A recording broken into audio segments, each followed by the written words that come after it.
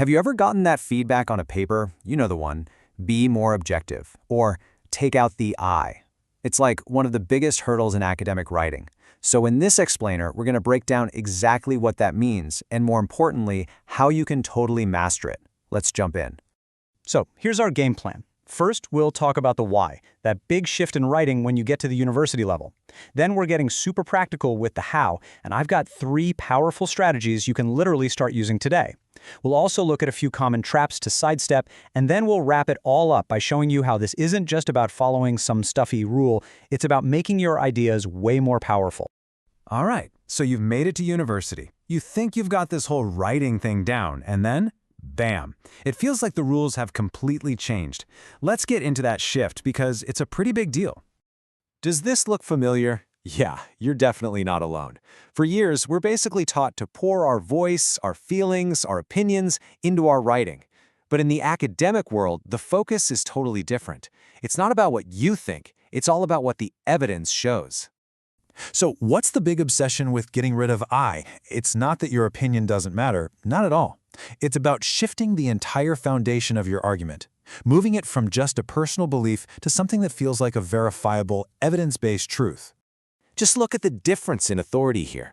Instead of saying, I think the experiment failed, you could write, the data indicates the experiment failed. See that? The focus zips right past your personal opinion and lands on the observable world. That tiny little change, it makes all the difference. And that's really the heart of it. By taking yourself out of the sentence, you make the facts the hero of the story. Your argument just gets stronger because it can stand on its own 2 feet, propped up by evidence, not just your personal say-so. And the payoff for doing this? It's immediate. Your writing instantly sounds more stable, way more professional. It comes across as less biased, which is huge for building trust with your reader.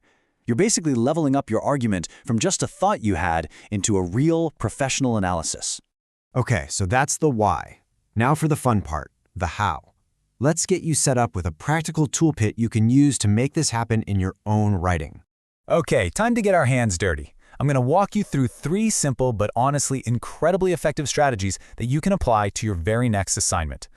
Our first strategy is all about changing the star of your sentence. So instead of starting with I believe or I think, you start with the actual topic you're studying. You put it right there, front and center. This shows it perfectly.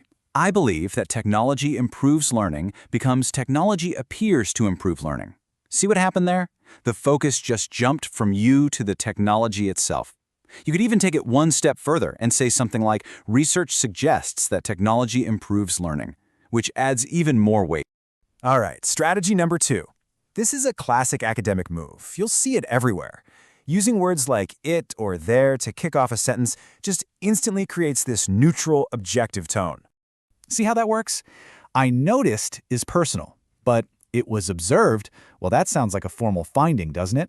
This little formula removes your personal filter and just presents the information as a direct observation of the facts. It's a great trick. And our third and final strategy is all about making your writing more direct and more, well, active. Instead of saying, I will do this, you're going to pinpoint the true actor in the sentence, the person or thing that's actually doing the action. This is such a simple and elegant fix. In this essay, I will discuss becomes this essay discusses. By making this essay the actor, you've gracefully stepped aside and made the writing itself sound way more confident and direct. The essay itself is doing the work. Okay, so now you've got these awesome tools in your belt. But before you run off, let's talk about a couple of common traps, because mastering this also means knowing what not to do. Right. Trap number 1. Going overboard with the word one. You know, one might think. It sounds kind of smart, but honestly, it can often just sound stuffy or a bit vague. It's almost always better to let the data or the research do the talking. And trap number 2 is leaning too heavily on the passive voice. It's a useful tool for sure, but it's not your only one. And here's a perfect example of that. The book was written by Smith. It's passive, kind of clunky. But Smith argues, now that is active, it's direct, and it puts the spotlight right on the author's contribution. It's just a much stronger, more professional way to phrase it. So, let's bring it all home and talk about the real payoff here. Because this isn't just about ticking a box for your professor. This is about making your ideas more compelling, more persuasive, and just plain more powerful.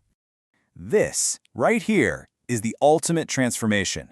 When you remove your personal voice, you actually step into a new, more powerful role. You're not just a student with an opinion anymore. You're a researcher, an analyst, presenting a case to a whole community of scholars. You're giving your ideas the serious platform they truly deserve. So what's your big takeaway? Well, here's a challenge for you. On your very next draft, do a quick search for every I and my. And for every single one you find, try plugging in one of the strategies we talked about. I promise you are going to be amazed at how quickly your writing transforms. It'll become more authoritative, more academic, and ultimately so much more powerful.